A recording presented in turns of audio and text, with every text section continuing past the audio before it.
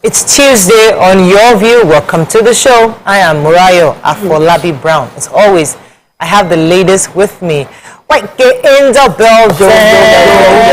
I love you. I love your shoes, Waike. Oh, thank you. They're not high at all. In fact, the lowest pair you've worn in a very long time. How many inches are these? 17. Does this have music as well or lights? Sure. Waike entered the party on Friday with shoes yay high and they're shining lights and music. And they started singing. His shoes were singing. Okay, we're not getting so much. Anyways, how many inches? About 6 inches. I don't know, but they're very comfortable shoes. About 6 inches, yeah. Maybe I should give them to you because you love them. I can't walk now. This one, I know myself. I don't contact these heels, you know they have the block heels. So I know I don't know. No, but you should be able to wear this one. We'll see. But your skirts are beautiful. I wish they were my size. I love it. Do you know I bought this about over a year ago, 2 years ago in Abuja. It's beautiful. We had to go to church and I didn't carry anything church worthy. Talking about you walked into the store. I entered one store like this, like coincidental in Abuja. Should I mention them more?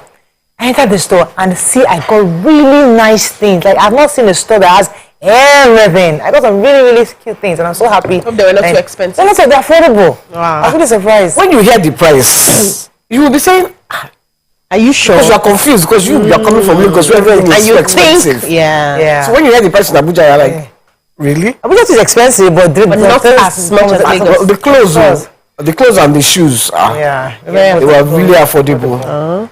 Anyways, how you doing, Waike? Any gist? I'm fine. Just to thank all the fans that came on the show.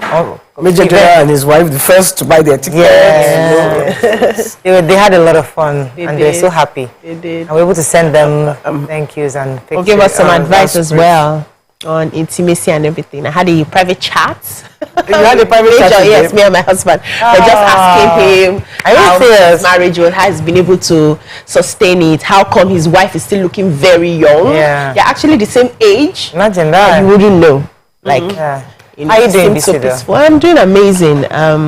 How's your cough and catarrh? I'm still drinking my ginger, lemon, and the garlic. I'm sorry. You look gorgeous this morning. You look like. Thank you. Oh, she has her natural hair. Please, can we give her a round of applause? Yeah, no serious. Like this hair stressed me.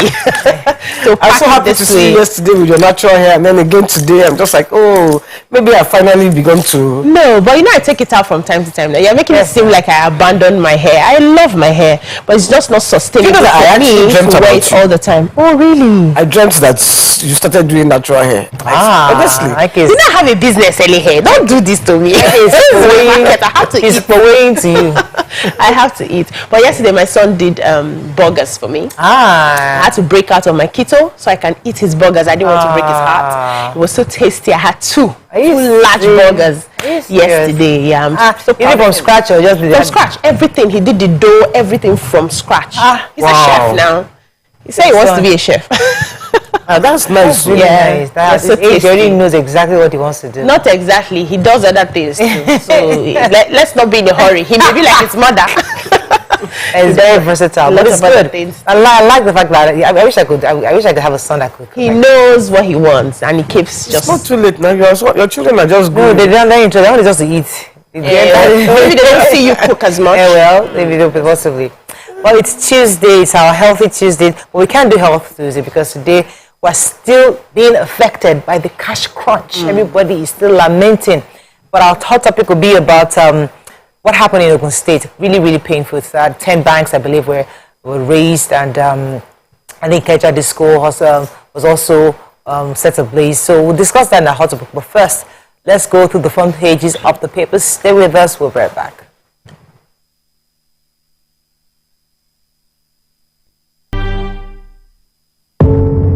Doubt and fear doesn't occur at the canvas, it shows in the canvas. It shows the conation of raw earthen material slabbed, stroked and molded at a pace provided by the doubt and fear.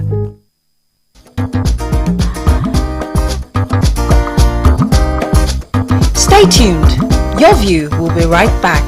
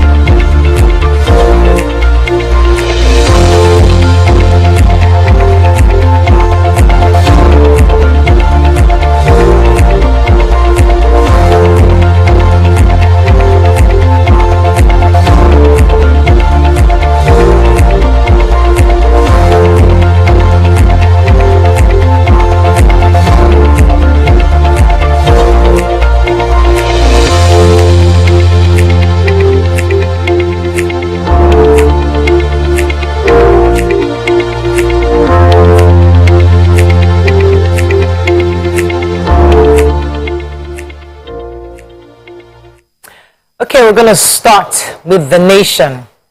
Naira customers overwhelm banks with cash demands. Picture here of amalgamation of Fulani groups endorse Tinubu. Southwest leaders back Tinubu, commend APC on power shift. Polls tips Tinubu to win. Pipeline vandalism, oil theft hurting economy. Buhari meets Ethiopian Airlines over Nigeria Air. All right, let's start with which story? I'll do the major headline first. Okay. So many commercial banks were overwhelmed yesterday by huge cash demand from their customers. Said thousands of Nigerians who had been starved of cash for weeks raced to the banks in Lagos, Ondo, Ogun State, as well as Abuja, and they were hoping on the Central Bank of Nigeria to release the old 200 Naira notes into their ATMs, as well as the new 500 Naira and 1,000 Naira notes. There was a lot of anger caused by the scarcity, and so they said in Ogun State there were rounds of protests. 4 banks were burnt during the violence in Shagamu, which is the state's 3rd largest city, and 30 of protesters have already been arrested by the police. And customers were struggling so much to deposit the old notes that they had with them. But then the CBN was saying that they still have up to April 10 to deposit the money back into the various branches. So in many branches said the customers were sitting on the floor waiting for their numbers to be called by security officials for them to get into the bank. He said most ATMs, especially in Lagos, was not loaded yet with cash at all. So customers were just waiting. Some banks were able to pay. Said in some banks you withdraw from 20,000, but then as a lot of people keep coming in, then it reduces to 10,000 and 5,000. However, 3 financial institutions assured the CBN and commercial banks that they will make the 200 Naira old notes available to banks. So the unions are the Association of Corporate Affairs Managers of Banks, the Committee of Heads of Operation of Banks, and the Committee of Chief Security Officers in Banks. And they are saying that even with this internet issues that we're having with our platforms when you're trying to make transfers, that with time it will ease. We should just be more patient. They are appealing to the government to ensure that there are a lot of security people manning most of the banks to avoid all of this violence that is happening. All right, so Southwest leaders met yesterday at a hotel and suites. The convener, Mr. Prince Tajuddin Olusi, had promoted Tinubu, saying that he promoted democracy, good governance, and economic development in the country. And there were Yoruba leaders of thought, and there was also congratulating the governors for insisting that power shift comes down to the south to promote unity, belongingness, and equity amongst others. They addressed the APC candidates and others, saying that indeed it is time for power to shift to the south, and they were collectively endorsing the APC flag bearer Ashwaji Bola Ahmed Tinubu yesterday. In last story in The Nation, who has the Ethiopian Air? I have that, but let's vandalism. The Minister of State of Petroleum Resources, Chief Timpere Silva, has attributed the loss of revenue from the crude oil production to theft, pipeline vandalism, and decayed infrastructure. He said this through his senior advisor on media and communications, Mr. O. Horatius Igua. He was just talking that the pipeline vandalism, the lack of crude oil is due to the theft, vandalism, and poor infrastructure. Okay. So President Muhammadu Buhari has encouraged owners of Ethiopian Airlines to discuss the final takeoff on Nigeria's new national carrier. We've been talking about it for a while now. So he said that things would be all right. He's expressing his confidence. The president spoke during a meeting with the Gima Wake Ethiopian Airline board chairman, was accompanied by Ms. Fintaswe, Group Chief Executive Officer of the airline, and Daniela Bebe, Group Vice President Strategic Planning and Alliances, on the margin of the 36th African Union Summit in Addis Ababa, Ethiopia. So they made a statement and they said, that's according to Garba Shehu, saying that this was a weighty decision to start up this airline, and Wake initially had requested for a resolution of the legal obstacle which has been stopping Nigeria from carrying out or from commencing operations of this airline. He also requested that their funds that is trapped in the country because of these foreign exchange issues should be repatriated back to their country. And they said Nigeria has treated them well, that's Ethiopia Airlines, since for over 60 years that they've been here. So they don't just consider Nigerians as business allies, but almost like family. And so they are looking forward, they are ready, since they own about 49% of this Nigerian air. They're looking forward to having a fruitful relationship, and they are ready to commence activities immediately Nigeria sorts out the case in the courts. Okay, the Punch. 4 days to polls. Naira chaos grounds economy. Latest poll puts Tinubu ahead of all. Petrol rose by 55% to 257 naira to the liter, and in January it says NBS. Okay, which story are we starting with in Punch? There is not much. I'll do the petrol. Yes. Said that many Nigerians are still paying far above 185 naira per liter approved pump price of petrol amid the fuel scarcity. This was a report of the National Bureau of Statistics, and they said that they observed the Major Oil Marketers Association of Nigeria and NNPC retail outlets sold the products for 185 per liter to consumers, while members of IPMAN, on the other hand, were selling between 200 naira and 250 naira per liter. So it was a statistics that they put together of how it has risen across the different states. So the report noted that the average price in January 2023 was an annual increase of 54.52% and a monthly increase of 24.70%.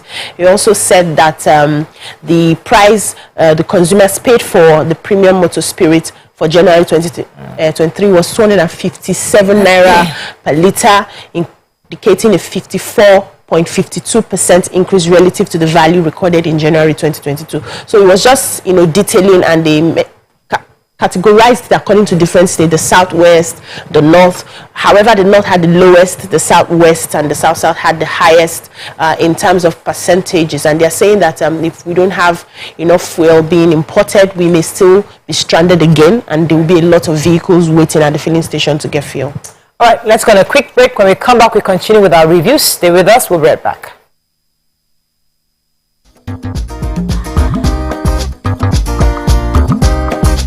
Stay tuned. Your View will be right back.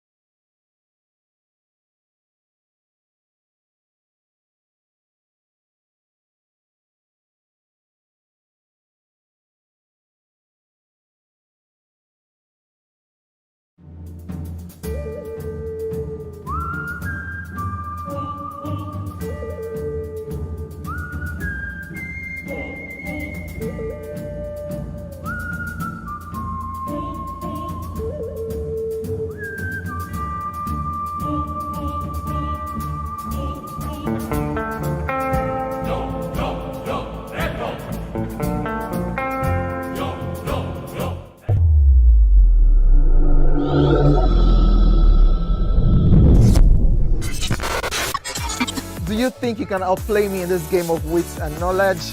Can you go 7 rounds without flinching? I meant answering 7 questions correctly. How well can you hold your liquor? If you're curious, then join us for the most exciting conversation and games with your favorite celebrities on 7 of 7.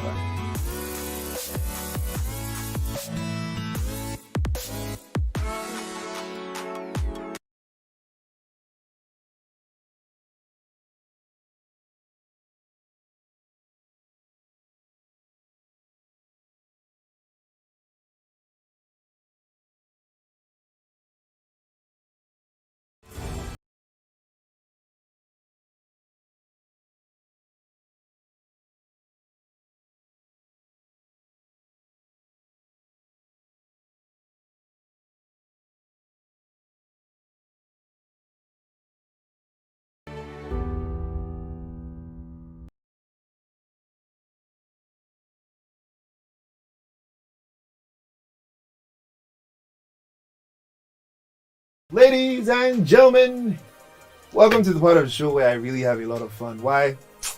I'm highly competitive. I'm not going to ask you regular questions with me. I'm not well. So you're going to be as nuts as I am today, yes? Ready. Alrighty. Sorry. Can you put it down here, please? King Dion versus Tony. Oh, thank you. See all the Lee Kuku things you do. They make me. Oh no. Who said this? I'm not going to every day. Closer. Girl, I want to make you closer. Okay. Upslayed in closer. On a scale of 1 to 10, how much fun have you had on the show? 11, 10. 11? 10, yes. 11? Now we're going to terminate the show. Please, my producer, this is where we're cutting it. Cameraman, cut it. You don't cut. Okay, I'm just kidding. The hottest music videos. Check it out. Let's go. Topping the charts. Right here on the Max World Chart Show. Ladies and gentlemen, please help welcome to the show, La General, the one and only Pere Egbe. Which of the following is false about teeth? We are born with 20 primary teeth. Teeth are the hardest substance in the body. Teeth are the strongest bones in the body. Teeth is not a bone, actually. Teeth can self-repair. The strongest bone in the body, no. Teeth is not a bone. Final answer? Teeth is not a bone.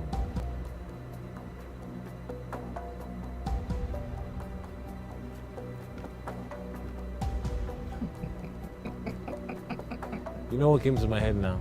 That sound. Crickets. So, editor, you can put that cricket sound there. You can still put it down too.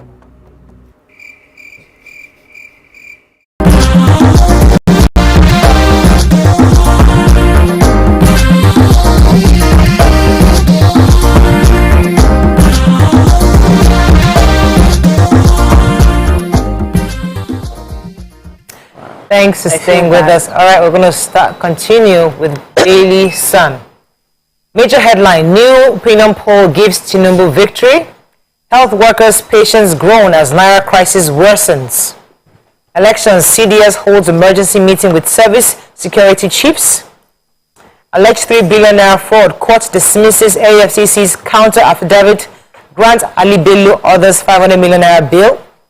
INEC restrained from using MCLO in distributing election materials, and INEC won't let Nigerians and the international community down, says Yakubu. All right, so there was a poll conducted by Freedom Services that tipped the flag bearer of the APC, Asiwaju Bola Ahmed Tinubu, to be the victor on Saturday's elections. According to the poll, 4 variables were used: political geography, religion, resources, and class were used by the team of data analysts, who were able to get about almost 370,000, about 287. They sent out 370,000 questionnaires.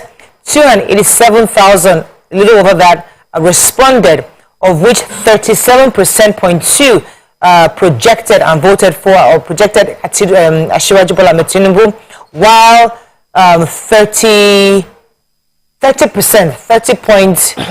32.1% projected Peter Obi, and 30.7% projected Atiku, and 0.23% projected Kwankwaso. So they're all still in the 30% range. Still makes a really close race. Very close. From this, it still shows that Asiwaju is still the most preferred according to the survey, and various variables, and it was done across the 36 states. This wasn't a sectional poll that many others had been. This was quite across the 36 states, and they were done in different languages: Hausa, Igbo, Yoruba, and various other local languages.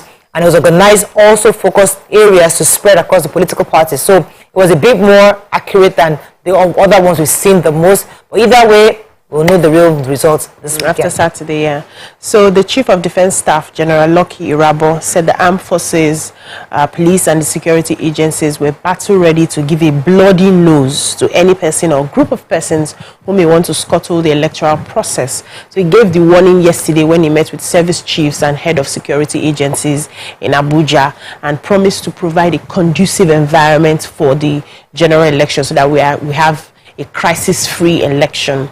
So he was calling on Nigerians to go and cast their votes for the candidate of their choice without fear of being attacked, that adequate security measures have been put in place to protect law-abiding citizens. And he also assured the elections will hold like INEC has promised, and we are going to definitely have an election. So after the meeting, the meeting lasted about 2 hours, and then he came out to brief journalists. And he went ahead to, talk about what has been happening so far, that they are ready for the election. INEC is ready for the elections. The DSS is ready. The security agencies are ready. Everybody has been briefed. They know what they're supposed to do to ensure that we have a crisis-free and fair elections. It might end up being one of the safest elections. Yeah. I really hope so. I suspect. You have any story, YK? Yeah, the 17 people were rescued alive as a passenger capsized. Oh, yes, I heard. In Lagos. Near 3rd Mainland Bridge. They were coming from Ikorodu, and when they got near 3rd Mainland Bridge, they both capsized. But the last one were able to water management rescue yes. all 17 passengers, and then there, of course, investigations are ongoing. As to what could have happened. As to what could have happened, yes. But we thank God that they were rescued, you know. It's a terrible death. All right. Vanguard, Tinubu leads in closing poll as Obi Atiku trail. Naira redesign mops up 1.8 trillion naira from currency outside banks. Elections, U.S. Embassy alerts Nigerians in their citizens in Nigeria on possible protests. Polls, courts restrict INEC from engaging MC Park Committee. Nigeria records 85 Lassa fever deaths in 6 weeks, says NCDC. Alleged 3 billion naira fraud. Court grants Ali Bello, 3 others, 500 million naira bail. Okay, which story are we starting with there? I'm going to take $2 million was recovered from the earthquake.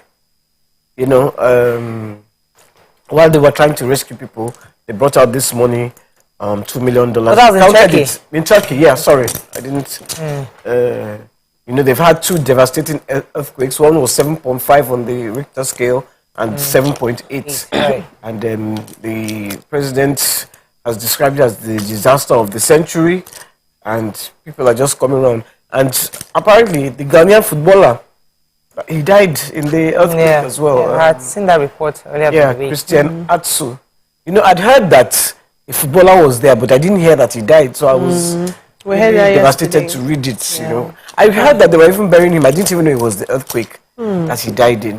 Very sad. So Justice Obiora Iguatu of the Federal High Court yesterday granted bail to Ali Bello and 3 others in the alleged 3 billion naira fraud suit that was brought against them by the EFCC, ruling against the counterfeit by the EFCC. The judge held that the charges against the defendants were bailable, and it was to enable the defendants charged with the offense to prepare adequately for their trial. So the bill was about 500 million naira, and that's what happened yesterday. Okay. Yes, so the implementation of the Naira redesign and withdrawal of old banknotes by the Central Bank of Nigeria has sucked about 1.81 trillion from the currency outside of the banks, while crashing currency in circulation to 1.4 trillion January 2023. So this development is in line with the policy plan of the Apex Bank.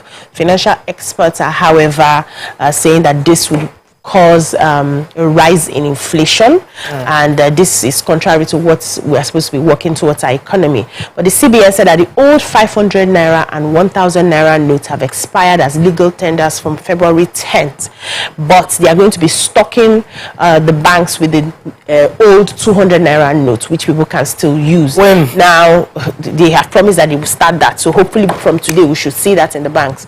But they are saying that you have a chance. So if you have not redeemed your 500 and 1,000 naira notes, you still have one chance to go to the CBN website and get a code to go and redeem it, and you're allowed to redeem it just once, so you're not coming several times to redeem. So gather all your money, get that code, and go to the CBN. You can also redeem in banks. If it's less than 500,000 naira, you can redeem them in banks. If not, you have to go to the CBN, but you must get that code. That will also help reduce the traffic in the CBN and the banks as well. Okay, I was going to take, nobody has the NCDC story. Nigeria recorded 85 deaths from Lassa fever in the first 6 weeks in 2023. That's across 20 states and 79 local governments, according to the NCDC.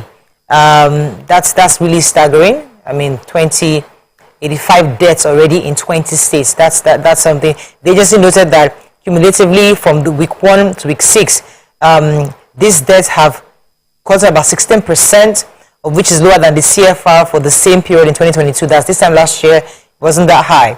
They also said that the number of new confirmed cases had decreased from 106 to 5 in 2023. About 68 cases have been reduced from 106 to 68 cases by the 5th week in 2023. Okay, let's move on to the final paper. This is the Nigerian Tribune. Mbeki to INEC success of elections depends on you. Naira redesign article accuses APC governors of provoking anarchy. Election closure of universities by NUC illegal, says Afe Babalola. Banks torch as Naira scarcity protests rock Shagamu. A new opinion poll predicts Tinubu's victory. Obi article trail.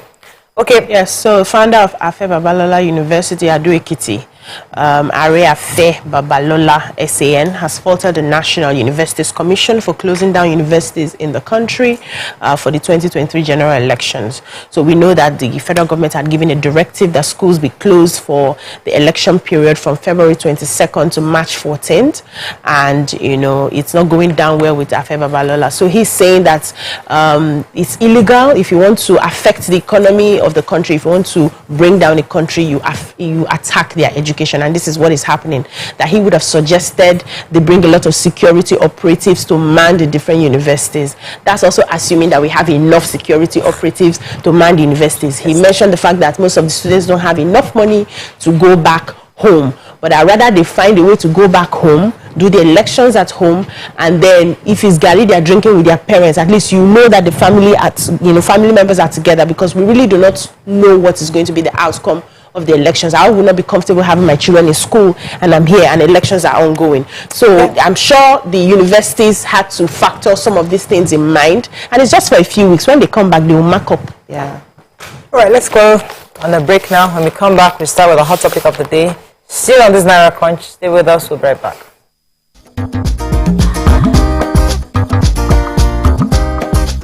Stay tuned.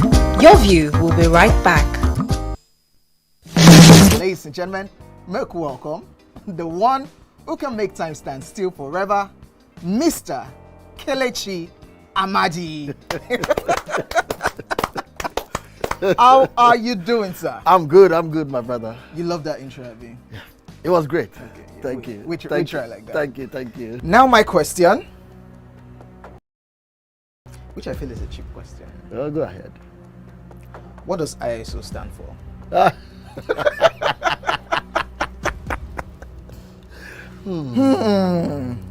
is it. I think I'll drink. No, you're joking. I'm not joking. Kelechi Amadi. No. Shay, you didn't whine me. You're whining me now. I think I'll drink. Huh? No problem. Okay. I've always known this as ISO. I never bothered to know what it means. I know what it means, but I never bothered to know what the acronym is. Tell me the brand of camera that I use, so much so that I even became an ambassador. That's very easy.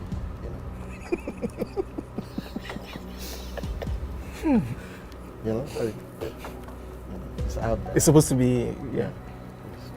I just said, let me give you this one as a token of my appreciation. Sony. Drink! Wait, I'm not done. You did not say final answer. It's final answer. You did not ask me if that was my final answer. You don't have any choice again. It's only Nikon. How many cameras do they have? My Nikon. friend to drink. I gave you a very easy something. Nikon now.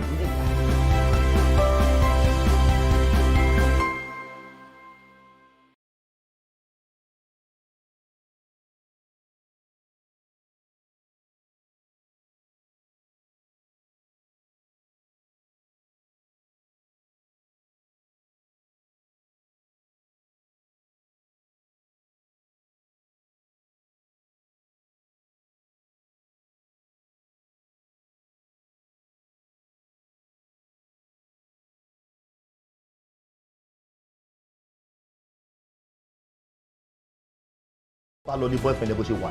Ìwọ ló pè é tàṣí. Ó pè tẹ̀mọ̀ ń rí láti family house wọn. Adéwèrè yín wo lẹ gbé káàkiri? Tẹ́ bá ṣe mistake gbé kíní sórí table for one more time. Gba ilẹ̀ mọ̀ kó.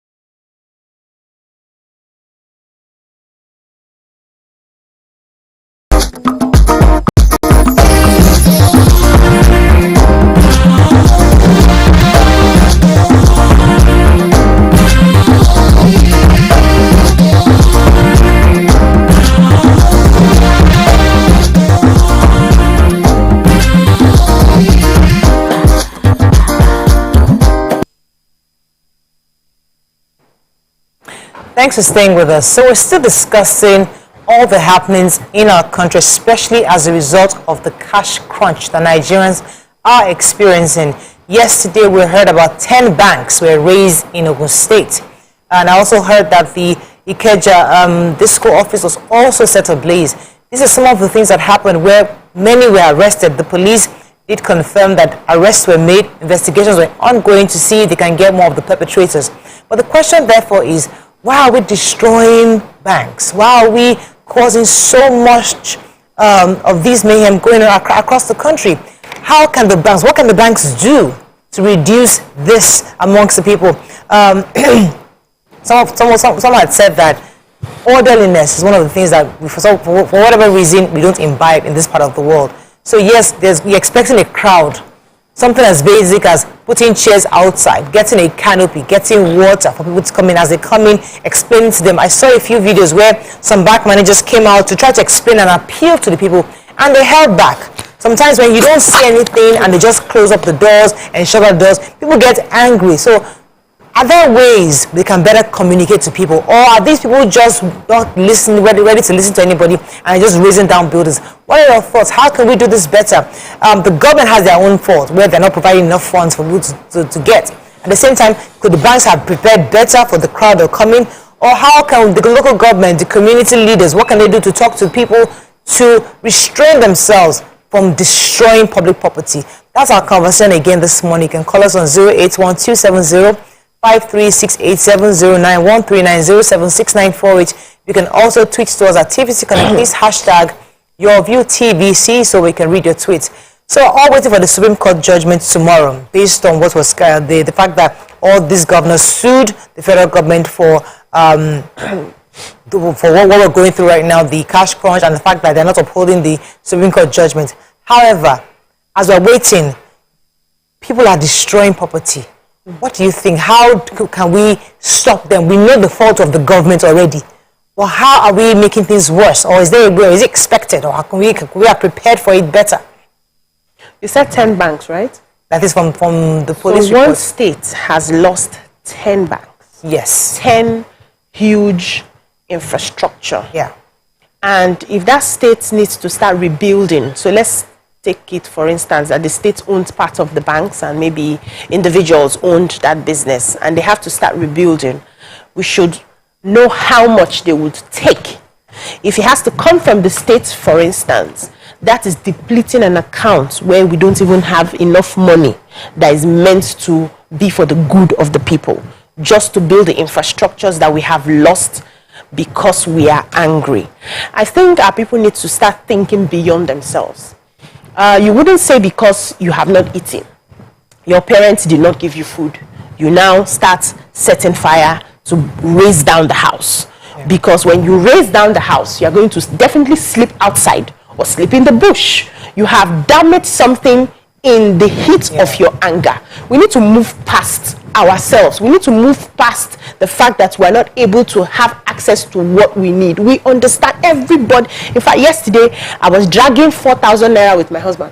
That's why they change wallet up and down. He say, don't touch, why are you touching my wallet now? I only have 3,000 naira inside the wallet. Why do you want to take everything? I say, your wallet is my wallet. You don't even go there. We're dragging because there's no soup in my house. There's nothing in my house. I needed to send my sister to the market to help me get some things. And she said, even if she can make transfer to some of the vendors, she will need to pay a labaro that will carry some of those things. So she needs a form of cash. And so so it's affecting everybody right now. But we'll not say because we are being affected, even when the government is making promises that they would send us back the 200 naira, we're still waiting, they will do this, they will do that, to now begin to destroy properties, which will in turn affect us. So if we close all the banks, for instance, in Ogun State now, and they now want to load the ATMs, there's no ATM to load, how do we get our money? So this have created more problems for ourselves. This is what the obas, the kings, the local governments, the councillors should be communicating to the people. I'm told now that with the banks raised in Shagamu, people in Shagamu will have to go to Okene or Ijebu or Abeokuta to bank. Imagine. So you're living in Shagamu now. They've raised down most of your banks. You're now having to travel all the way to Okene or to Ijebu just to use the ATM. So who is affected? Is it the MD of the bank that you bought that is affected? I don't understand why. I hear you. I hear you. I hear what you're saying. And it is true that the banks are affected, but I want us to look at it from another perspective. I want. There is this mechanic, my friend's mechanic. His wife died because he couldn't get Naira to take to the hospital, and the hospital, the transfers weren't going, whatever were not going, and then the wife died.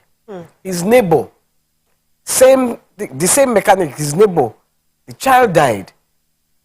So now, look at those two people. The despair that they will feel is they will not be able to think beyond. Because of you, my child, you this bank. Now remember, BN caused this problem by putting all the banks. Say that they was hiding the money there, the banks are hiding the money. So people now feel. So people are now against the banks, thinking it's the banks that actually there is money, but they're hiding it. They want to give one politician or the other. So people have this adverse feeling. The root cause of this. Yes.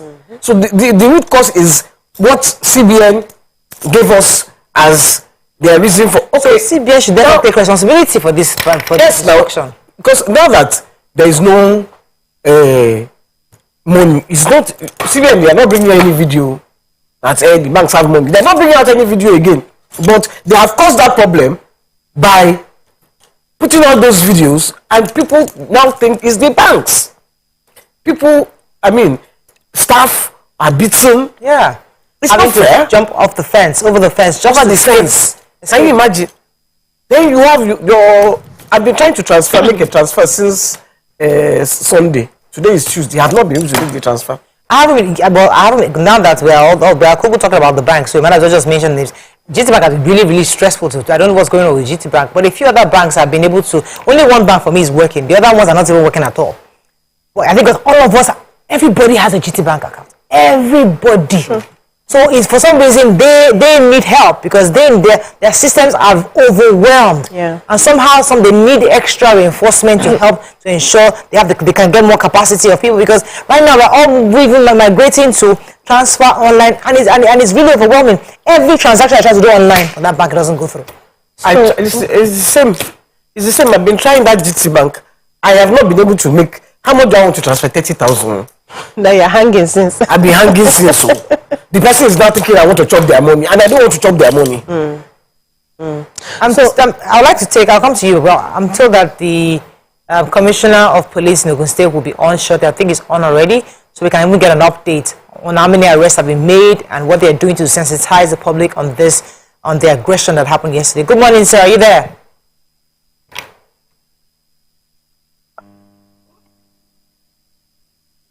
Hello, sir. Are you there?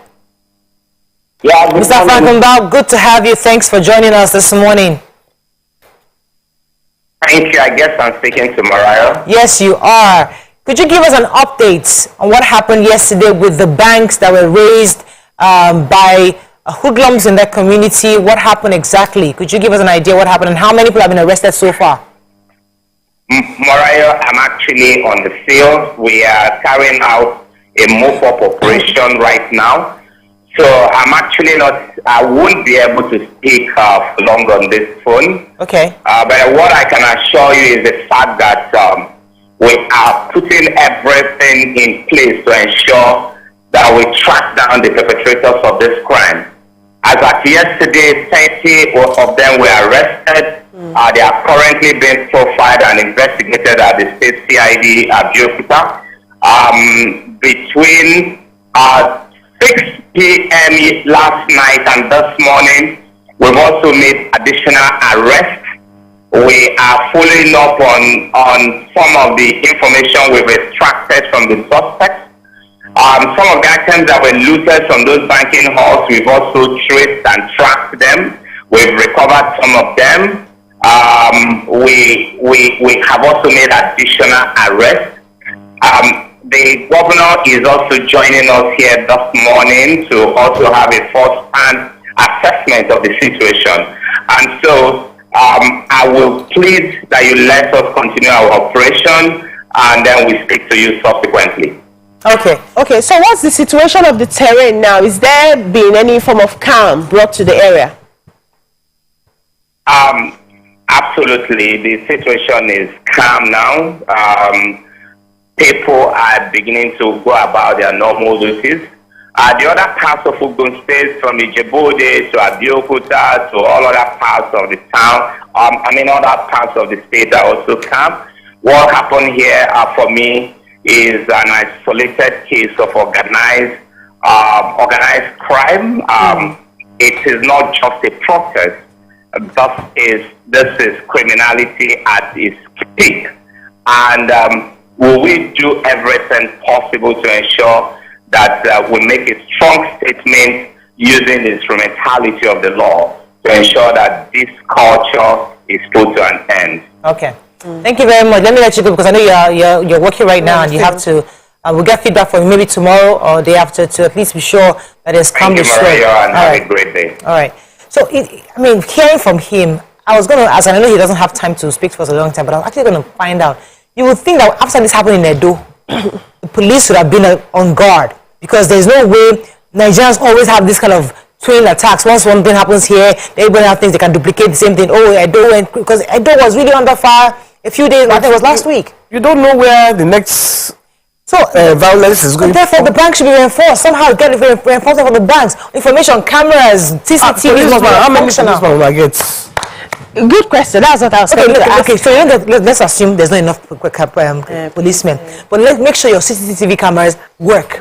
Redirect them so that even if anybody's coming, we can quickly get a facial identification. That's another form of resource which they may not have planned. And everybody have CCTVs in their yes, but they don't have enough, like you're saying now. Make sure you put it everywhere. See, it was your Sunday now. Banks were closed. Yes, so see, the thing is, there is no excuse for violence. Absolutely, none at all. Whatever the reason is, and I think we need to start building ourselves in such a way that we accept what is and re-engineer our minds to accept crisis. Crisis will always happen in whatever form. This is a form of crisis, and if you're not equipped to handle any form of crisis when it happens, that's why you're running to go and destroy things when things happen.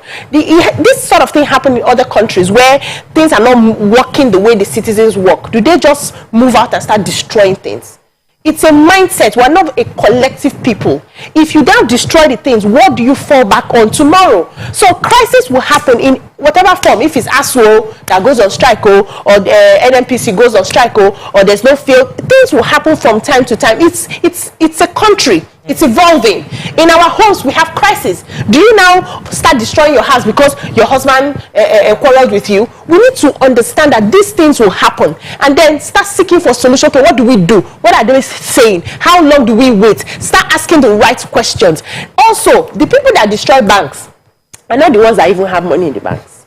Morayo, you now, even if you have let's say you have one small 5 million somewhere, you will not stand up and go and be destroying the bank because you calculate in your head, what if these banks come back and say, because of the destruction we have, we're using customers' money to repair some things, we'll not be able to pay you. You will think that way. So the people that actually perpetrate this violence are those who have 1,500 Naira in the banks. And so we should be careful not to give them this, they are upset, they are angry to sort of, Is it support what they are doing? There's no excuse for violence, and we need to stop it holistically. It's affecting all of us. Let me go on a quick break. When we come back, we'll take a few phone calls on this. Stay with us. We'll be right back.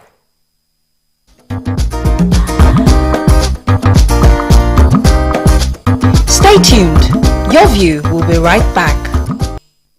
Hello guys, have you heard about Bola Tinubu's pragmatic proposals to improve the performance of Nigeria's power sector? Here is how. Establish a Nigeria First policy by which gas resources shall be directed as a #1 priority to Nigerian power generation. Build on existing interventions in the sector, including the Presidential Power Initiative and the Siemens 2025 project. Encourage off-grid and renewable power generation options and solutions by winning private sector participants and state governments. Encourage greater investment and research into the use of residential solar power solutions. Support rural electrification and local manufacturing of equipment. Under the capable hands of Tinubu, Lagos State blazed the trail in the use of Independent Power Projects (IPP), which continually supplied 270 megawatts of electricity to the national grid. Vote APC for consistent power and a brighter Nigeria. This message is powered by the APC PCC Youth Directorate. Be inspired with inspirational quotes and win in the Top Tea Taste to Know Inspiration 2.0 promo. Enjoy inspirational quotes and get a chance to win free airtime or 10,000 Naira cash prize. Simply buy a pack of Top Tea, collect inspirational card with unique letters to spell Top Tea. Take a picture of your collection and share on Facebook or Instagram and tag at Top Tea Nigeria. Offer valid while stocks last. Terms and conditions apply. Top Tea. Taste to know. Hey Charles. It's so hot, auntie. You'll get used to it. Yay! What's the big deal? It's just a cereal. Just a cereal? You are talking about something that has helped thousands of Niger farmers provide for their families for decades. This cereal, we have enjoyed it for so long. It's part of our history. Is that you? And it's packed with the energy and nutrition that I know my family needs every day. That's why Golden Morn is so special to us. You get it? Keep enjoying Nigeria's favorite breakfast cereal fortified with Grain Smart, a special combination of iron and vitamins to help your family make every day golden. I get it now. Nestle. Good food, good life. When you think of fruit juice and all the goodness that comes in it, think Chivita. Specially made for you. And there is more to choose from. Whatever your preferences are, there is a Chivita for you. Oh, Yes.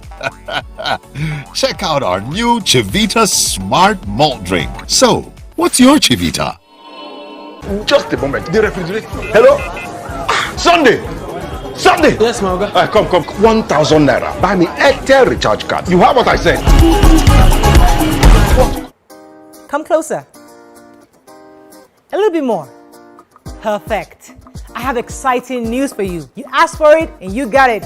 Your favorite breakfast show, Your View, will be going to 2 hours. We're going to have in-depth analysis of the newspaper review and more conversations on the hot topics. The ladies of Your View and I will be stirring up our guests to get in-depth into all the various topics, and you, our viewers, will have the opportunity to call in and share your views. After all, it's Your View. Join us on Your View, 9 a.m. to 11 a.m. for a fantastic conversation. Don't miss it.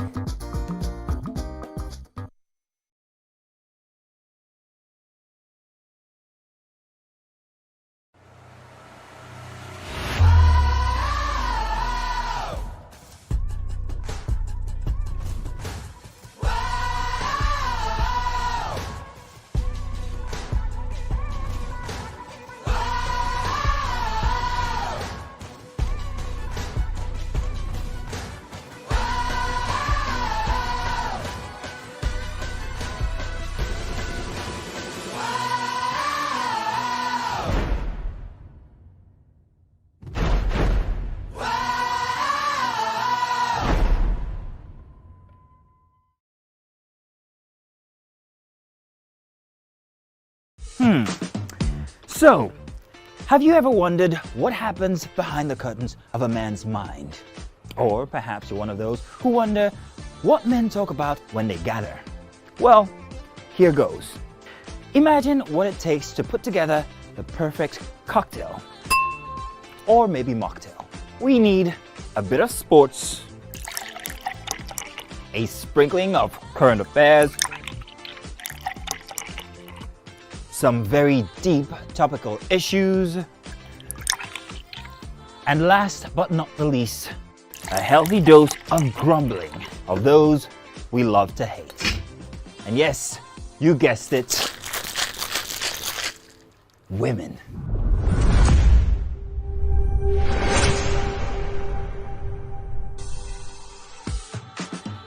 So, if you catch the drift, then you're onto something. We will provide you with the right insights into most of your curiosities, right here within this beautiful cocktail we call the Black Table.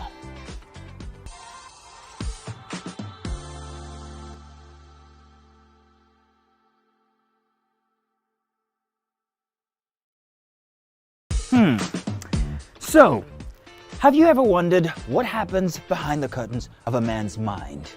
Or perhaps you're one of those who wonder what men talk about when they gather. Well, here goes. Imagine what it takes to put together the perfect cocktail. Or maybe mocktail. We need a bit of sports, a sprinkling of current affairs, some very deep topical issues, and last but not the least, a healthy dose of grumbling of those we love to hate. And yes, you guessed it,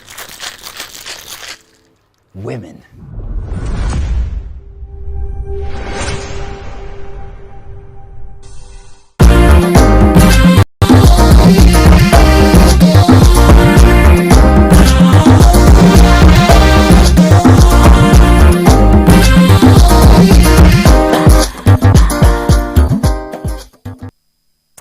Thanks for staying with us. We're still discussing this cash crunch Nigerians are experiencing, and we're also waiting for the Supreme Court's judgment tomorrow to know exactly what the way forward is.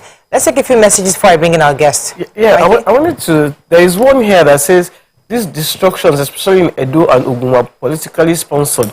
Now, I really wanted us to take it from that level. Do you think that it is true that the politicians are the ones sponsoring these attacks? Of course, that's possible. You see, right now in this season, everything is political. Yeah. Everybody must use everything to get to sway votes and to believe that, listen, the current the APC administration obviously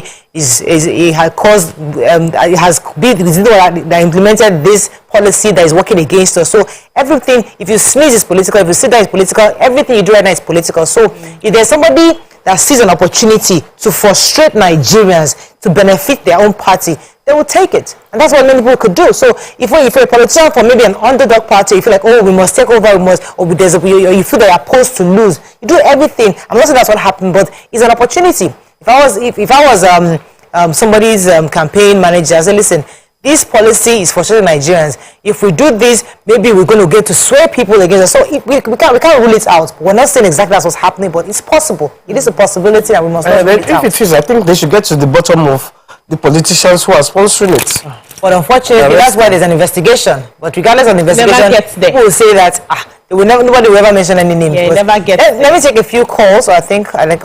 Okay, our guest is on. So we're going to be having Senator Ibrahim Yahaya Oloriegbe, who is representing the Kwara Central constituency, and he's going to be giving us an idea of the impact of this policy on his own local government. Good morning, sir. In your constituency, actually. Good morning. Good morning, Mariah. Good to have you on the show. We've been trying to speak to lawmakers all week because we know you tried to speak to the CBN governor to retract this policy, and you're also responsible for your constituency. What has it been like since the implementation of this policy, and how are your people taking it in Kwara State? Well, thank you very much. I'm speaking to you from Ilorin. I arrived in Ilorin on Sunday, and I'll be here till the election. And part of the things I'm doing is to find out the effect and how we can support our people. It's really been very challenging. And I will share about 3 experiences that are very sympathetic. One, while I was moving, I saw one shoemaker. And I saw him doing a work for somebody. I just stopped. And what he shared with me, the person, the woman said slippers, but she doesn't have money. The shoemaker now said, if you don't have money, just give me food, because I don't have food to eat. So don't need to give me money because I don't have money, because I've not been happy to see anybody that will give me money. But give me food, I will repair your shoe. And I asked that if you eat, what happens to people at home? She said, let me survive first. Maybe I will still see another person that will be able to give me money. This is as far as that goes. Secondly, that a market where they sell vegetables. I passed through the place yesterday, the whole of Road, around the afternoon. And I asked my driver to stop because I saw the women that are selling the vegetables, which they call a fork. It was around the afternoon, around 2 p.m. And I still saw that they had a lot on their counter. And I said, why are you having? Because usually that market is usually by morning, by 10 o'clock in the morning, they finish selling. But after 2 p.m., they still have, they say it's because of the cash crunch. The third thing I want to say is I found out what is happening with people that require to get money at all costs. They say they use POS. And they said POS charge up to 200 Naira for 1,000 Naira. These are some of the expenses that I see. And you see generally the market is dull. Many people have their wares, they could not sell it. So this is some of the things that... So do you think there will be voter... I mean, we have discussed yesterday and we're saying that this might cause voter apathy. People might not just show up to vote because they can't even move around. How do you think this would affect voting on Saturday? I think it will. And that's one of the reasons why I said I came home and I'm staying here to see how we can mobilize and ask people to come out to vote, irrespective of whatever the challenge. It will not be because of even money. People don't move with money on election day, but it's because of the apathy against the policy that what are we voting for? What is government there for us? We can't get money to be able to transfer business. We can't sell our business. So am I going out to vote? So what we are doing now is get people to converse around, to tell them that it's important to come out to vote because that is the best way to be able to put people that we put policies that will improve their lives. So, but definitely it will. Okay, we only have to work around it. All right, Senator. Another fear is that some Nigerians are thinking that the initial money, that was released as the new notes have been hoarded by politicians who want to buy votes on that day. Do you envisage a lot of cash being spent to convince people to vote for this person on that day? And if it happens, is there anything to stop it from happening? Because people actually need cash. One, that is not a fact. I'm a politician and I swear by God, who I will meet when nobody will be there, that as a politician, such a thing is not happening. I myself am only able to collect 20,000 from my bank. I have the account in 3 banks. While I was in Abuja, I have to write a check of 20,000. That's the only thing I get. For 2, we don't need money to be able for people to vote or to give money to people. I have contested election several days. I won election 2019. I'm not contesting now, but I'm mobilizing for people to vote. People will vote based on our credibility. So I don't agree that politicians hoard money. 2, I also don't see that money will play a major role, other than the fact that it is the credibility of the people that are stakeholders. Because what you do know about election is that, 1, people come out to vote in many places because of certain gatekeepers and stakeholders who they have trust in. Now, a lot of people make decisions based on those stakeholders. We have only very few people in Nigeria who are enlightened enough to make decisions on their own. I don't know all this, what happened on the Facebook media or even on either the social media or even the traditional media. I must say, as a politician, as someone that has contested an election, particularly in my constituency, majority of people will come out to vote and vote for people based on certain gatekeepers, stakeholders who they trust, who they know that if we vote, when we want to ask for water, we want to ask for electricity, we want our children that are going to school to be supported. These are the people that we can go and meet, and that is what makes people to vote. So as such, it's not the money that will make people to vote. I'm not saying that, of course, there are needs for money for election, not for people to buy votes, but you have... But people buy votes now. Hello? People buy votes. We have seen people buy votes. I have participated in the election. I can tell you I didn't buy votes. What I use money for not election is to pay agents. I don't know about that. So, because the presidential election that I won, I don't see, money was not a factor. I mean, buying votes wasn't a factor for me to win the election. Senator, we've seen many cases, even in court, where there were allegations of vote buying in different situations. So we understand it does exist.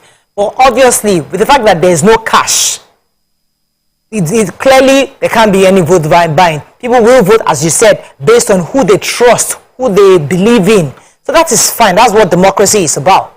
But our worry is logistics of people getting around. For example, those who are going to carry the ballot boxes or the ballot papers around, do they have cash to go around? Has the CBN provided that? We don't even know.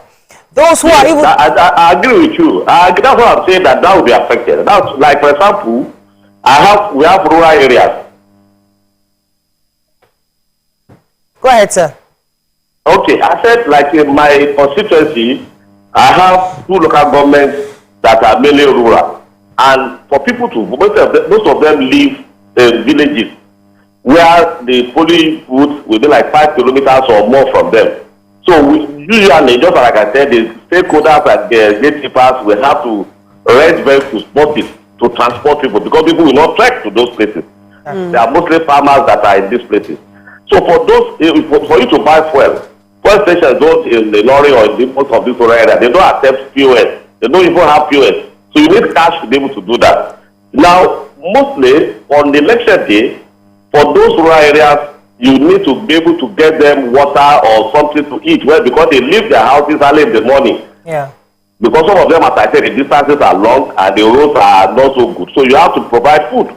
So for you to be able to provide food, you need something to be able to provide money to give to the, because if I'm content, I'm living in the lorry and somebody is far, like 60, 70 kilometers, it is money that they will use to go and prepare the food they will eat in that particular location, or to buy pure water that they will distribute to them. Those are the challenges.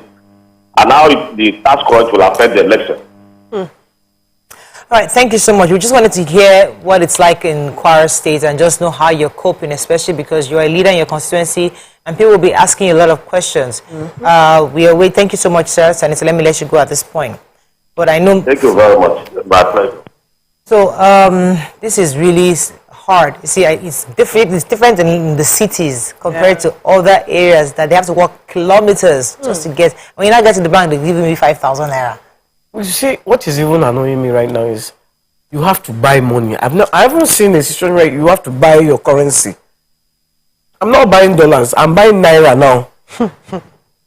50,000, we buy 40,000 Naira. Is that not inflation? You buy it at 10,000, so you get 40,000 Naira, right? So, you say it's for the betterment of the people, but the people are not feeling that betterment. Because how will you, the people who have died, who have lost their loved ones because they can't afford hospital bills, because they can't afford to, there's no money to go and buy water. Maybe your loved one needs water, you cannot, there's no water because you don't have Naira. If you take the Naira, you want to change it, they'll tell you. You know, like if this happens in other parts of the world, for example, do you know that many organizations, either the banks, the churches, organizations, you buy water. So for example, maybe a station, anybody, buy water, something basic, have shelter, chairs, let people sit down. Just to reduce the hardship people are facing. Even if it is free bread and beans. So those of you that can do ATMs, go to the market, transfer money, buy lots of food. You know, these are things that organized sector, the organized private sector kind of put together to help alleviate, because we did that during COVID. But right now, even the organized sector, they don't get it. They are suffering. They cannot get money. How would they? Look. You know what started the French Revolution? The king. The people were crying outside. They need bread. They want bread. They want bread. Then he said, "I let them eat cake." Bam. That was what sparked it off. It's a small thing. That's why, okay, we agree that we don't want these people to attack banks. We agree that we don't want this kind, but it is something that will spark. So the government has to be aware the pulse of the people. You have to feel the pulse of the people. Yeah. If you don't feel the pulse of the people, you are going to create the kind of chaos that we don't want. Let me take this call from Terry. He's calling from, I think, Maiduguri. Good morning, Terry. Oh, Mina. Good morning, Terry. You're live. Thanks for calling. Good morning, yeah. Morning. Firstly, I want to appreciate the effort of the security agency, the media, and the government so far in respect of what is happening in the country. This is not the best of time for anybody. That's what I finally said. Selling access to money, utility money to private utility. However, the election is here, and it should not be good for anything to happen to the election as regards credibility-wise. But this is I want to appeal to government to make all the things available so that there will be seamless election and we will be able to move freely on that election day. Finally, I want to commend the police, the civil defense, and other players for their readiness to ensure that we conduct a peaceful election in this country. And now it behoves all the citizens to come up and support the government to conduct the election. But they need money, they need livelihoods that will make them to go out and vote on the election day. God bless Nigeria. Thank you very much, Taye, for joining us. Yes, I wanted to say the POS people who are still selling Naira, where are they getting the new notes from? They still have the new notes flowing because anytime you go and buy, for those people who have bought, they have never said there's no new notes available. They must sell. They have to sell. So where are they getting it from? Who are they? Me, I don't know what the POS mean. I don't People have been buying money. People have been buying money. They've been in our area, they're selling it. They're selling money. But where are they getting the stash from? Where are they collecting from? Which civilian officials or bank officials are still giving them money? They have money. If you want to buy, don't worry, money will appear. Once you say you want to buy now, you see a POS person who will sell to you. So where are they getting the money from? You see, Nigeria, we don't like ourselves in this country. We don't like ourselves. Even if you want to have a bit of profit. So I don't know how they are getting the money. Maybe they are buying the money themselves and that's why they're putting so much profit. But if you say, okay, let me even put small money on top, it makes more sense than for you to be collect. Somebody pays 5K to collect 50,000 and 10K for 100,000. Or sometimes for 50,000 you pay 10,000, so you get just 40,000 Naira back. We rip ourselves off and we complain that the government is trying to rip us off. Are we not the government? Okay, we have to wrap up on this because our guest is here. We're going to be discussing shortly with our guest. But in a nutshell, this hasn't gone away. If you know how our leaders sometimes do things, I just think that maybe it's kind of Nigerians just adjust, to just frizzle off. This is not going away. Nigerians are in pain. They need a reversal, and I hope tomorrow that when the Supreme Court comes out with this, with their own judgments on this, they would ensure that money is thrown back into the system so that Nigerians can have money to use. That's all. That's all we're asking. Just put money. Where is the 200 naira? Where is the 200 naira? So that if you go to the bank, I can collect 10,000 because the cuckoo won't give you more than 3,000 or 4,000. Yeah. All right, that's all we can take on this. When we go on the break, when we come back, we'll bring in our guests. Stay with us. We'll be right back.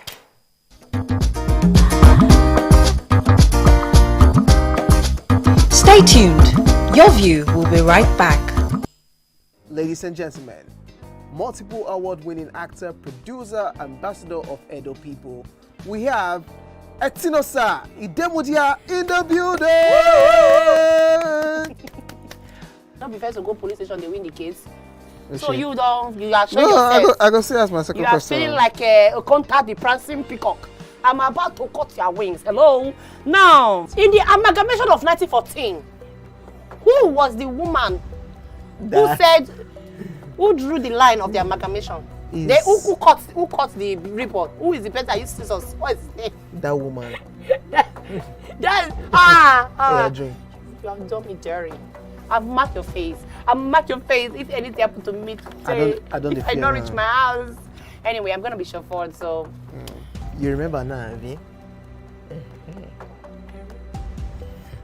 Yeah, but you never too thin. Now you remember. Hey. If a person who indulges habitually in watching a sexual material is called a voyeur. That's what they're called.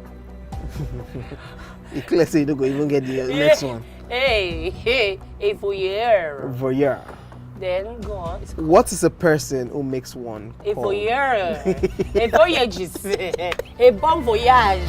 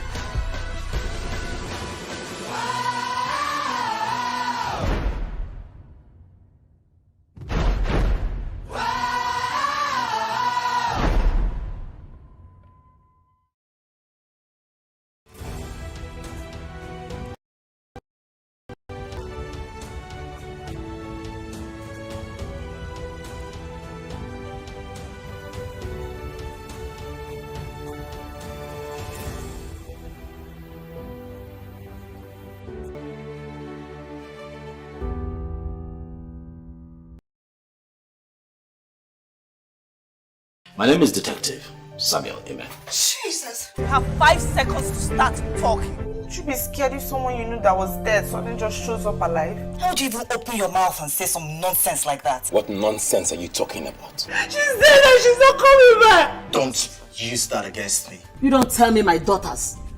I know my daughters. I gave birth to them. So why didn't you report to the police? No, I mean, that won't be a good idea. Why are you so one-sided? Why not?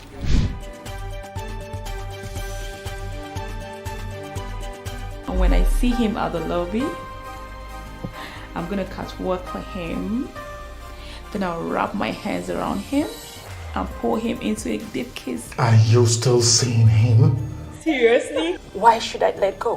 What? Are you married? It's complicated. She made a huge mistake. I really want to be with him. He may have an emotional crackdown. If this is love, I'm down for it.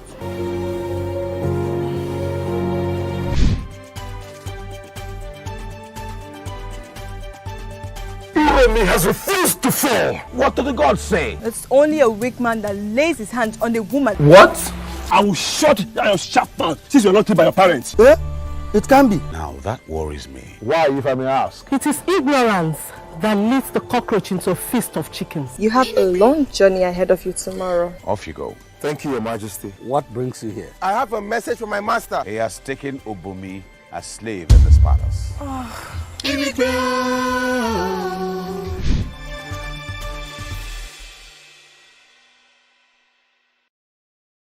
This is 7 of 7. My name is OJ, and signing a sobriety into my hands tonight on the social experiment called the 7 of 7 is Owen G. What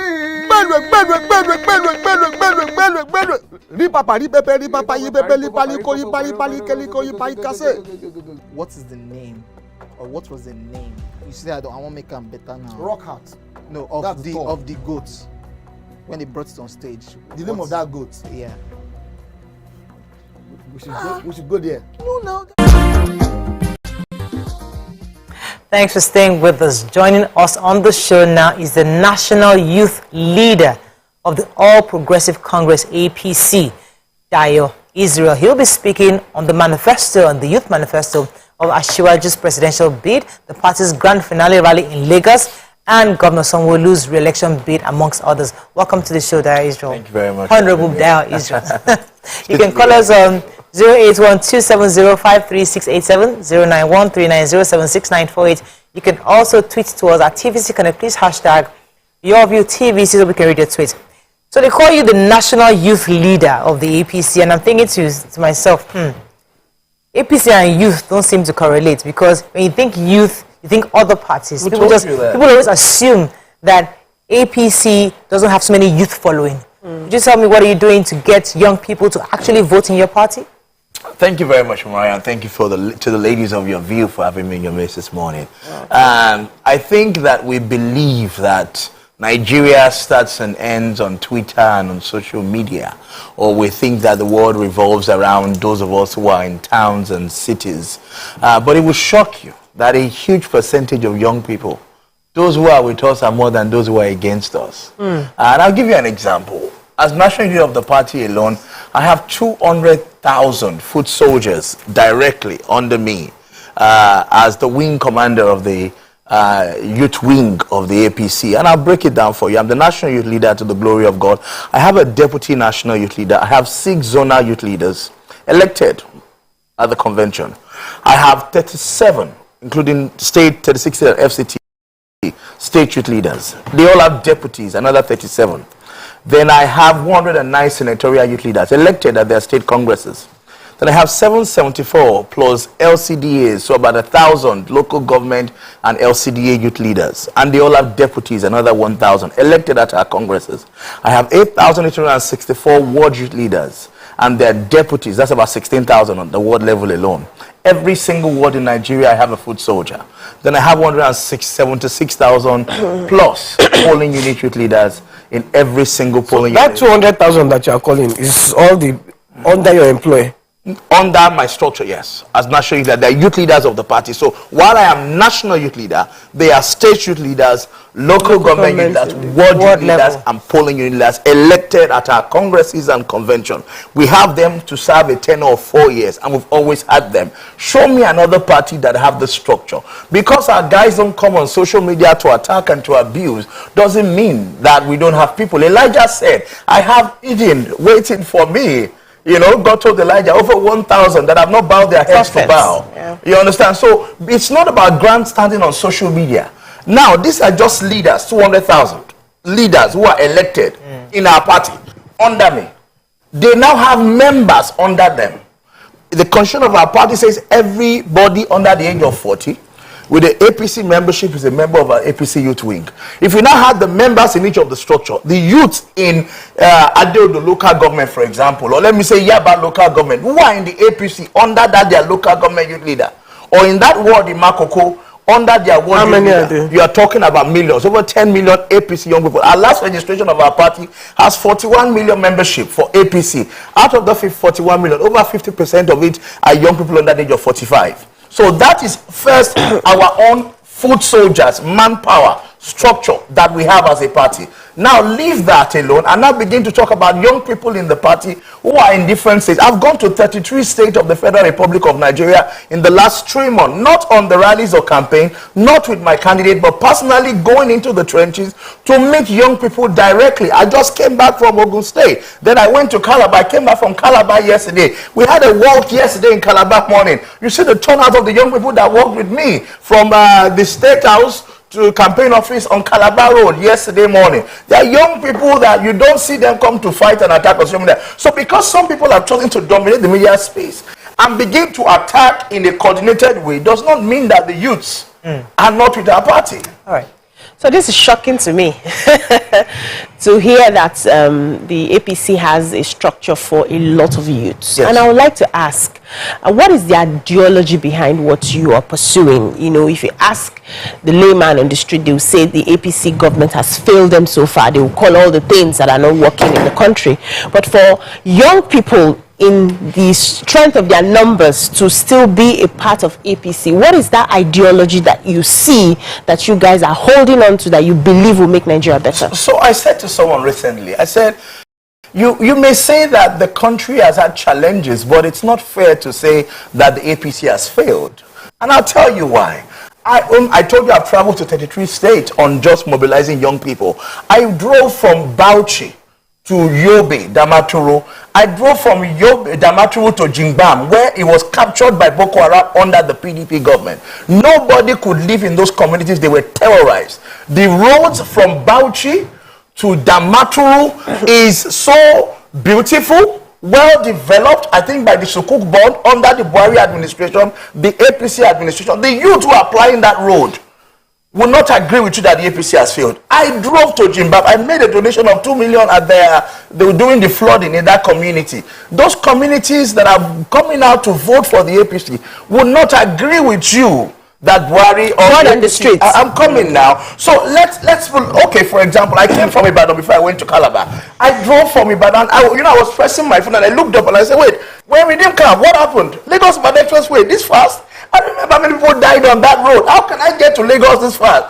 The roads have been built under the Fatula ministry by the APC administration. The people who apply that road safely from Ibadan to Lagos every day will not agree with you that APC has failed. Yes, there are challenges. The same thing that you will see in England. The same thing you see in China. There are protests in other parts of Europe about the economy, about hardship. But it would be unfair to say in entirety that the APC... yes, there are challenges at the national, but you would also get to some state and you see fantastic work that the APC administration is doing. The APC is not just the federal government or the administration at the national, which has its own level of challenges. And I agree with you. We have challenges as a nation. We're not where we're meant to be, but we're also not where we used to be. We have made progress and we must come to terms with that. Yes, we deserve better. We must see better, and that's why my candidate is coming up to come and contest to say I can accelerate the progress in Nigeria from where we have achieved in the last 8 years. That was a foundation. I want to build on that in an accelerative way. If you tell someone that is suffering from this cash crunch all this way, they will just be looking at you. No, I agree. Like I said, I agree with you, ma, that, there are decisions like you will also experience in other economies. This, the cash crop, I'm also not in support of it. I believe that it was a total wrong decision. The petrol matter. Yes, that's why I said there are pockets of challenges. But we cannot now throw away the baby with the bathwater. We cannot see that infrastructure that we're seeing the development. The second Niger bridge that people are not able to fly. Do you know out of the 33 states I went, about 27 of them I went by road? I did not fly. Let me give you an example. The remaining 5, so, for example, I flew to Akwa Ibom 2 weeks ago. From Akwa Ibom, I now drove to Rivers. I did 2 days in Rivers. I went to Ogoni land and all of that. I came from Rivers. I drove to Bayelsa. I went to the creeks. I did some work in Nembe and in Brass. I came back to Yenogwa. I drove to Warri, Delta. I did about 2 days there mobilizing. I went to Amai community and Tamai Bay. I came back. I drove again to Edo. From Edo, I drove to Ondo. From Ondo, if you see the roads that Governor Keredolu has done in that place. From Ondo, I drove to Ekiti. From Ekiti, I drove to Osun. From Osun, I drove to Oyo. Let's talk about the renewed hope. And the reason why I want to talk about renewed hope is because a lot of problems that we see in Nigeria is because people feel hopelessness. Yes. And hopelessness sometimes comes when you have a leader sometimes that doesn't talk to you, a leader that doesn't engage the people. There are bad leaders you see. They might not be really rubbish, but because they're engaging the people, they're constantly talking, giving us follow-up. Yeah. People just believe. They want something to believe in. Absolutely. Something that understands them. So it's not so much about, you build this, you build that. It's like, I did not connect with this president. 100%. So therefore, as a Nigerian, how can I be sure I will connect with this renewed hope vision, with this new president, if he does come in? How do you link me to him? Thank you, Maria, and I think I 100% agree with you. Personality is a critical element of leadership. Absolutely. You have to be charismatic, you have to be communicative, and I think we've experienced leaders who have not really embellished that lifestyle. Perhaps they're a bit more quiet. Sometimes, it has a result and effect on the outcome of the polls because people want leaders who are exciting and you want to be inspired by your leadership.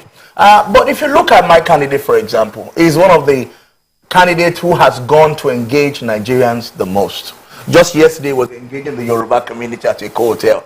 He had gone not just to the NESG town hall meetings, he has gone to the 6th state of Nigeria, talking to Nigerians, dancing. Yes, there have been issues. Yes, he's not coming for debate, blah, blah, blah. But the reality is that he's speaking to more people in communities, in the grassroots, where the votes are, where, elections are won. He's interacting with Nigerians. And, he's a politician. I tell you, somebody, even before the election, he goes out and feels the pulse of the people. He's the only candidate that is winning this election that people go to his house and can, access his building. When there's a celebration, you can enter his compound, you eat, you do everything. All the other candidates have not been grassroots politicians. And one of the advantages, and this is the first time we're having a grassroots politician running for presidency, who understands, who a Olokada man or a Danfo guy has a relationship or can shout Akombi and, can connect. The others are big men who cannot naturally relate. You see this guy come and dance in front of, yes, we say that it's old politics, but it still works for the people in the grassroots. Why are you talking about dancing? Shebi, they were abusing the other politician that just won, that is a dancing politician. Now you are saying somebody is a dancing. No. I am not. I believe that soft skills are also important in human interaction. You must be able to get into a community and also interact and laugh and sing with people. It's part of grassroots politics. I was speaking to somebody. You had a question. He didn't answer my question on ideology. Okay, so let me take that very quickly. Why a lot of young people seem to still be following. So I want to know exactly what is the APC, catch. for example, is a progressive party. Okay. It's a party that believes in social welfare. It's a party that believes in development. It's a party that is, above all, it's the progressivism that we promote. The welfare system, the values of Obafemi Awolowo and Lateef Jakonde and the others. And so we believe in these values. We believe also that, the merger of the Progressive Party, including in particular the ACN wing, has shown Nigeria that greatness is possible. You know, for example, in Lagos, that we have used as our measuring yard to promote our candidate. Because you cannot come and say, I want to work for you without showing us your CV and say, what have you done before? And then we can say, for example, here in Lagos, we have a candidate who governed, and for me, it's not the infrastructure that he built, or the bridge, or the roads, or the creation of jobs through Loma and Lasma. It's the fact that you created a national vision and say, where do we want to be in 20 years? And that master plan. So every governor who gets into Lagos picks the master plan and say, where are we? Where are we going? How do we get there? Is this master plan physical? Yes, it's a paper, it's a document. It's a paper document. Yeah.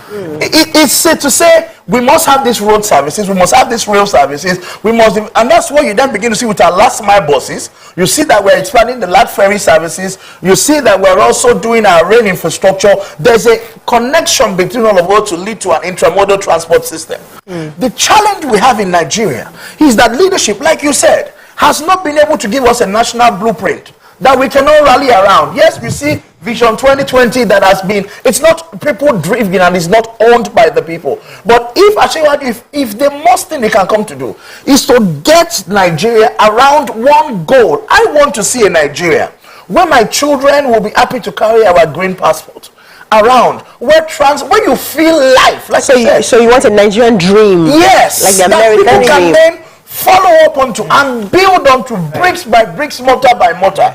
And if we can create that, everybody feels a sense of ownership. So you then know that the road we are building here is leading to something. We want to open the economy in that particular community. Our interventions are driven by a goal and an aspiration for where we want to get to. I think we need that kind of leadership to come and get us all to see one vision. Let me go on a quick break. When we come back, we continue our conversation. Stay with us. We'll be right back.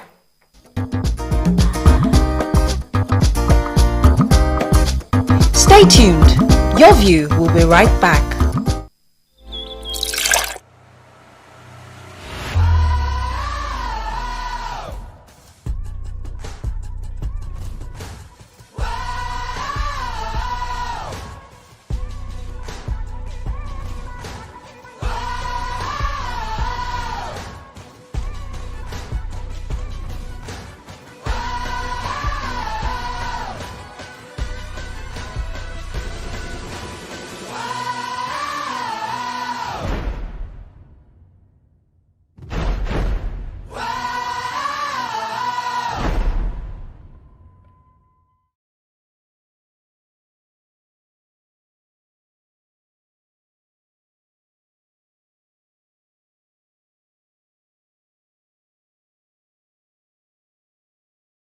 Ladies and gentlemen, make welcome pioneer Positive Force member, dancing queen of the 80s, non-conformist, Afrobeat historian in her right, and long-standing member of the multiple award-winning all-female show Your View, Omoyeni Yeni Anikulapo Kuti, aka YK Power! Ginger! Take it. Today we'll go here. Hey, I didn't read you. Are you sure? I'm not here to answer questions, I'm here to drink. We're in trouble today. What's your age? I was close now. I said 1975. He said 73. He said 75. Fellas wasn't even born till 75. So will I drink half? You go drink. Take. Make I help you. Russian. No be half. Which half? You will make me drink. I'll give you a hint. Lights in no.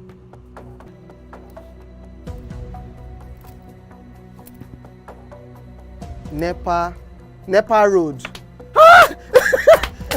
Nepa Road in Abeokuta. First of all, my brain cannot memorize everything. A big black bug. A big black dog. Bug. A big black bug. Oh, sorry. A big. It don't start. Ọmọ fẹlá. Ọmọ Anikulapo Kuti. Wọ́n rò pé kí ni kékeré yìí. It's by Audison. It's not by Audison.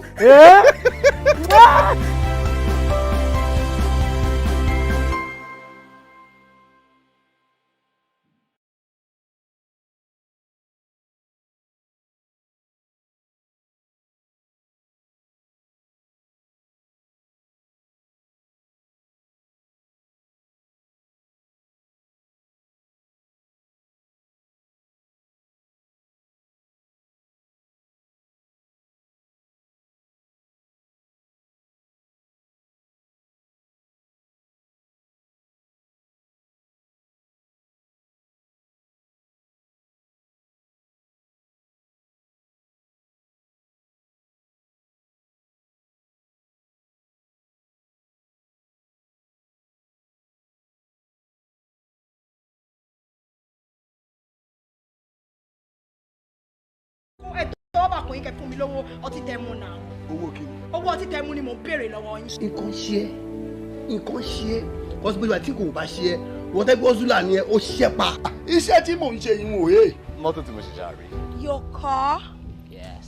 Like.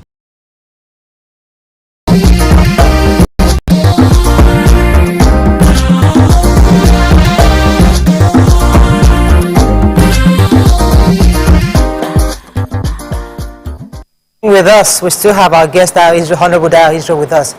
So Asiwaju's credit, you know, when Emefiele and his cohorts came up with this policy, he was the first to condemn it, say that it's going to cause hardship on people, that this policy was not right at this time for Nigerians.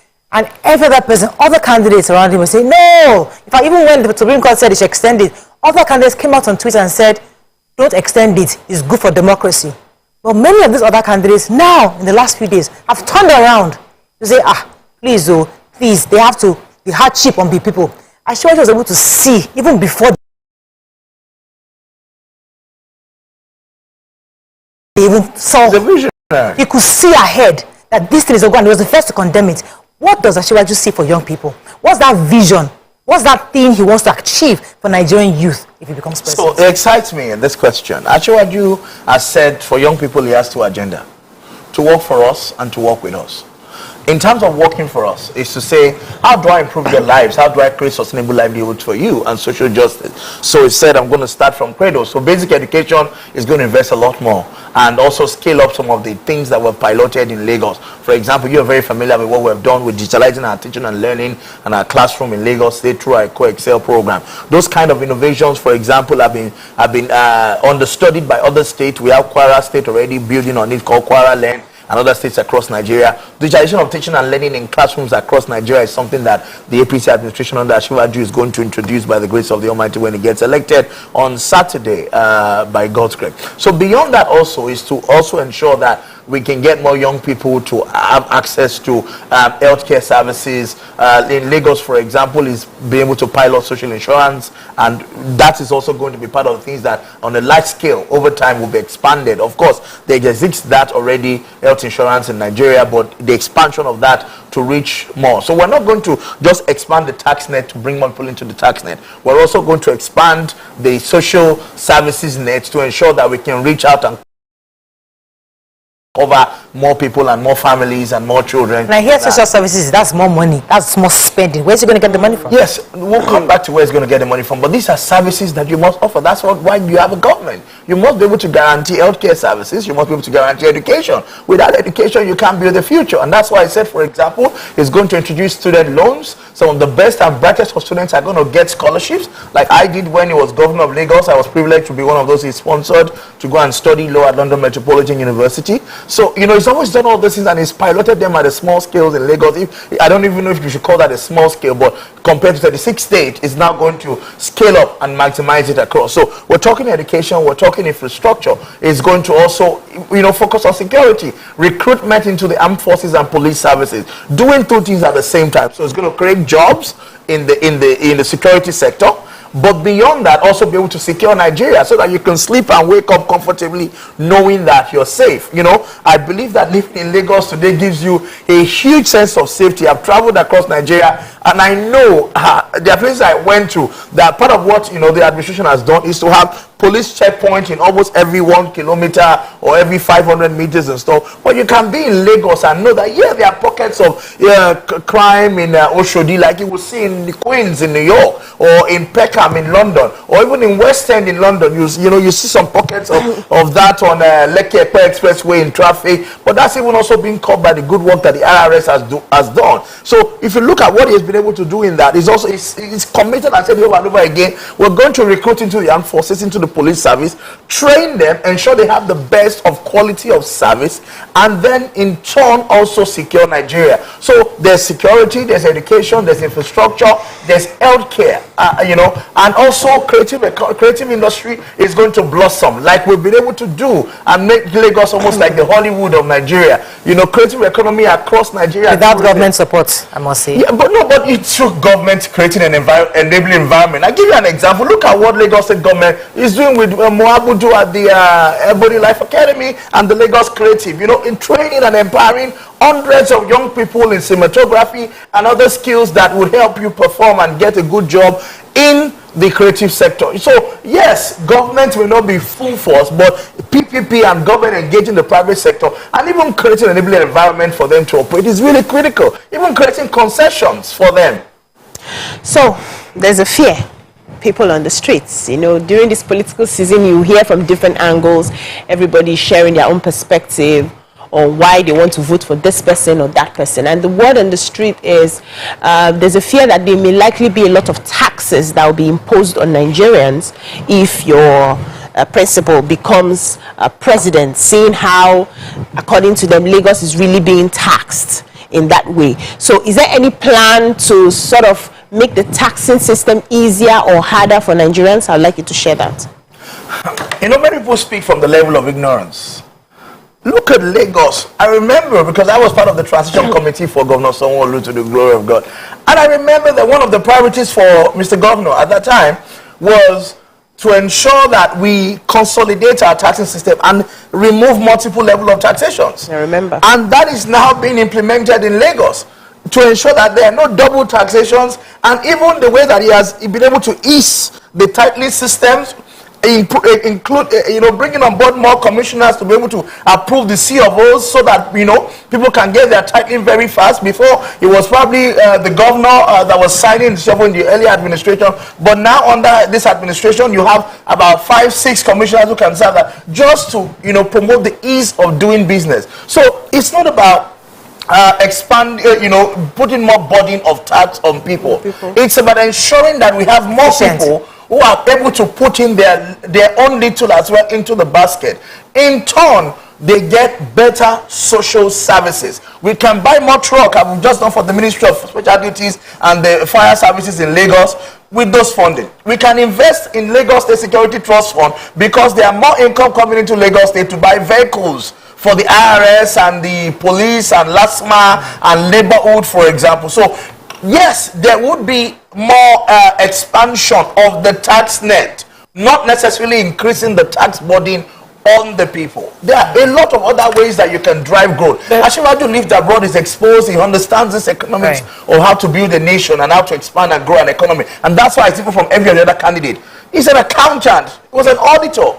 Yeah. There is this fear for a lot of people that, because I heard you say you are given scholarship or you went to England for university. So people feel that the people who are supporting him are people who have directly benefited from him. And you saying you benefited is is making people feel, Okay, so the Yoruba will say, let me give you an example. When I became governor, many of the people who are 20 or 25 or 30 today, in 2000, were probably in primary schools in Lagos or secondary schools. Ashiwaju came and paid the WAEC fees of every of the students in SS3 and NECO and GCE. SS3 from year 2000 to about 2007 when he left. And I believe that is the culture till today. Every of those people has benefited from Ashiwaju, not just about his aim, but about his administration. Everybody would used to drive on Amadou Bello Way. That time when there was always a fraud from Babbage that was breaking the glasses at IMB building. And they said it was Mami Water that was seeing a reflection on that building. Who now drive on the better Amadou Bello Way has benefited from Ashiwaju.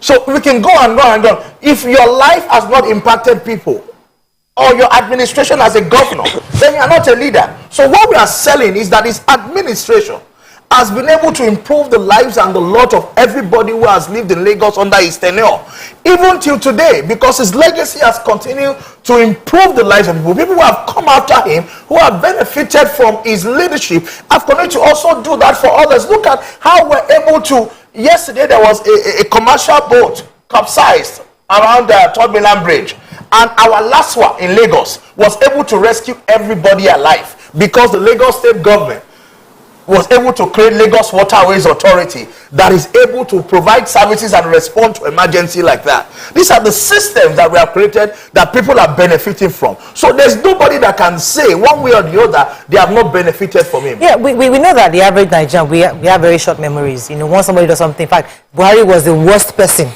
About 2 weeks ago, we hate Buhari. Suddenly, some opposition like, he's a fantastic guy. This new policy, this Buhari is a nice. This Buhari and Emefiele, fantastic. Suddenly, we have 360-degree. That's us. But when it comes to young candidates, somebody you think as a young person, you would rather support a young candidate, not your own principle. They think, young people should not. We should all support somebody else that is younger because he's youthful. He's closer to us.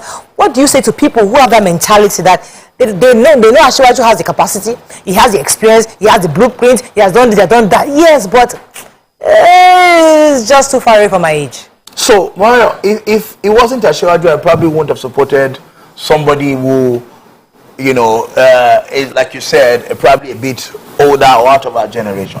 But I've seen in him the ability to open the space. And I told you when I was answering this question, he said he's going to do 2 things. He's going to work for us. So create work for us. But he's also said we're going to work with you. And, I would have doubted him, but I see Akim Uriokola, who is head of service in Lagos State in his 40s, because of the mentorship that Asiwaju was able to create doors for him. Or my own governor, Babajide Sanwo-Olu, who is 56 this year, I believe. And 20 years ago was commissioner under Asiwaju, and Mini was 36. And Babatunde Raji Fashola, who was probably 38, 39 when he became governor. And we can go and count many more who are local government chairman, councillors. Some of you don't even know their name. But he has been able to bring into the public sector, bring into private sector, create opportunities for. And so when he says, I'm going to give you a seat at the table, I'm not coming because of me. I have everything I want. I just want a legacy. I want to help you build a Nigeria, work with you collectively. We will do this hand to hand together. Then I feel that, why don't I give my all to this for a man who can go and make the way for our generation to be able to take over leadership? There is the fear that he is too old, because there have been many videos being shared around where he has made blunders, where he has called PDP. And so people say, oh yeah, he has these great policies. Yes, he has. But he's too old. He cannot implement. Auntie, is the PDP candidate a young guy? The same person that said, also said APC, or what did he say? The other, AP and then PDP. Is the 60 years old Labour candidate a young man? A youth is 45. So in the first instance, none of the candidates are young.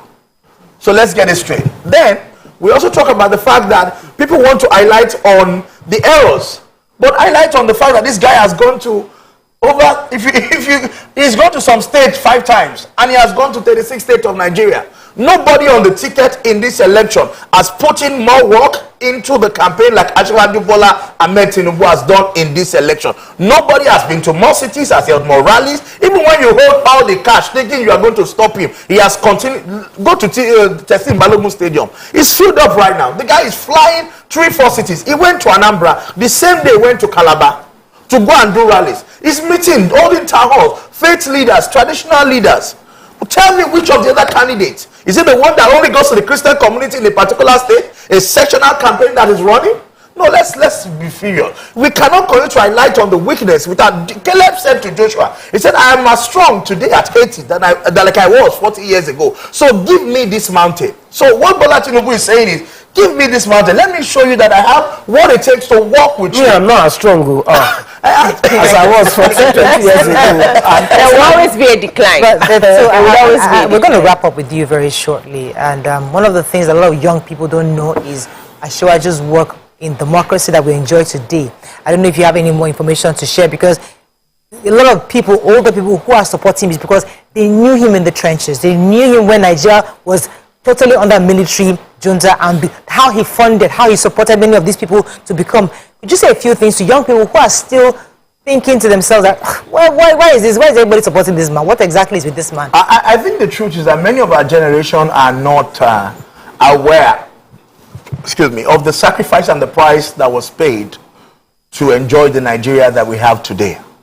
I remember that I was in development before I joined politics. I was in CLO. I used to go to CLO in Obat Street, Jibo, with Larry Suraj, Abdul Oro, and many others. So I was part of the pro-democracy even as a child.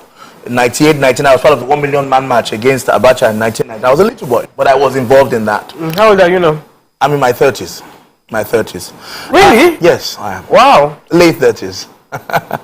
So, but the reality is that I remember I used to go from Methodist Boys, climb the Tarzan Jetty to UNICEF on Queen's Drive to go and do human rights activities. I remember they used to call me senior human rights.